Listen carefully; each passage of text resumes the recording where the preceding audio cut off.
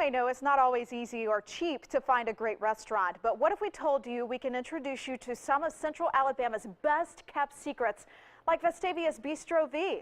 That's where we find our own Mary Stackhouse behind the grill, learning the tips and tricks of one of Bistro V's tastiest springtime favorites. Take a look.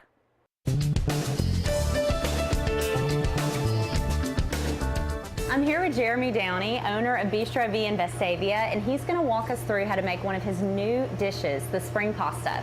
Let's get started. Thanks for having me. All right, I'll start with a little garlic.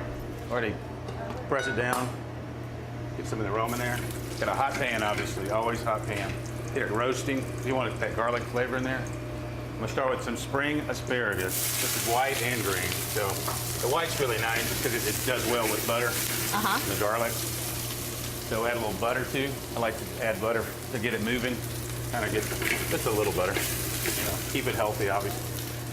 And these are local? These are all spring produce. Leeks and white asparagus and the green asparagus. It all comes daily to the restaurant. So and I like to keep everything local, from the seafood to the produce to the grits, everything. Spring peas. This is English peas, very nice.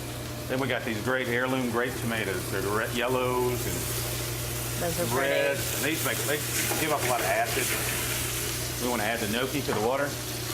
Potato dumpling, basically, an Italian dumpling made with potatoes, eggs, and flour. So you see it moving, doing well. A little salt, a little pepper.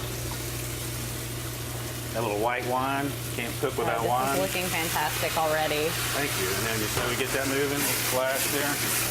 I like to have a touch of cream to it. Just kind of give it a little flavor. Not a lot. You don't have to overdo it here. If too much cream's can be too much. You want to make it's got a lighter spring dish. Got a little basil. I like to put a little pesto in there because it makes kind of it makes like a green, turns it all into that spring look. And it adds a lot of flavor too. This is a basil pesto. It's got pine nuts, garlic, and olive oil, a little Parmesan cheese in there. See how it's coming along? Oh, that looks fantastic. So you adjust your seasonings because you put a little bit more stuff in there. The dumplings are almost there, close. You want them to get out. You want them to be al dente, like to the tooth is what that means in Italian. So we keep that moving a little bit longer. Keep it moving. You want to reduce this by half so it gets thick, because you want the thin sauce is going to go all over the place, and that doesn't look good, doesn't taste as good either. The thicker the better. Add a little pecorino. I like to do a little pecorino in there too. That's a sheep's milk cheese.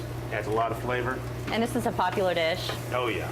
We usually do it in we had one where we did chicken and dumplings with the gnocchi, which was great. But see, the color in here is crazy. Oh, it's beautiful. So we keep that moving. We want to get all that gnocchi in there, and just keep it moving. Get reduce, and then we're going to come over here and plate. So this dish will be on tomorrow. This will be Friday. We like to start menu changes on Friday. It smells. Oh, that smells fantastic. A little Parmesan, or Pecorino, excuse me. The Parmesan's cow's milk, Pecorino sheep's milk, if anybody's ever interested in knowing that. Wow. And that is how it works. That is beautiful. And this is a good spring. All the colors are there.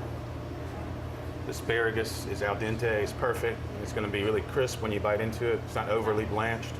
I don't even blanch it, I cook it in a pan. So let's give this a try. Yeah, this is one of our best dishes for spring, I think. It highlights the ingredients, so hopefully you'll enjoy it. The flavors are amazing. Thank you. That's delicious. Well, thank you so much for joining us, and please join us next time for Restaurants and Recipes.